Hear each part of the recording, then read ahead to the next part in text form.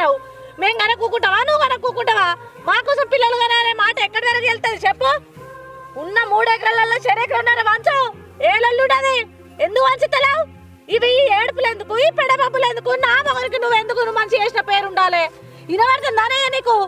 2 ఎకరాలు ఆయన మీద ఎందుకు ఉంచుకోవాలి గిరోడికి ఎందుకు ఉంచుకోవాలి మనల్ని ఎందుకు షర్లేయాలి ఎవరైనా చూస్తే అరే పాపం పెద్దోడు మొత్తం మంచి చేస్తా అంటే కూడా చిన్నోడు అర్థం చేసుకుంటలేడు అన్న పట్టును ఉంటలేడు అన్న చెప్పినట్టు తింటలేడు అని మమ్మల్ని లంఘన చేద్దామని చెప్తున్నావు నువ్వు ఇదంతా కాదు భూమిని గిట్ల వంచుడు కాదు ఇట్లా వంచు సగం నాకు తవ్వుతుంది సగం నీకు తవ్వుతుంది భూమి కూడా ఇద్దరు చెర్ల మునిగినట్టుంటది చెరింత చూసినావా అయ్యా నువ్వు ఎంత మంచిగా చెప్పినా బండలు మనుషులు కాదు వాళ్ళు కొంచెం ప్రేమ అనేదే లేదు ఎట్లా మాట్లాడుతుర్రు ఏందని ప్రేమ ఉంటే నీకు రోడ్డు భూమి ఇచ్చి నేను చెర్ల మునుగుతా ప్రేమ ఉన్నట్టు ఏది లేదే ఆనాడు పెద్ద మనుషులు ఏమి ఇచ్చిర్రు మీది పక్క మమ్మల్ని ఉండి కింది పక్క మీకు ఇచ్చిర్రు గట్లయితే నాకు కుదురుతుంది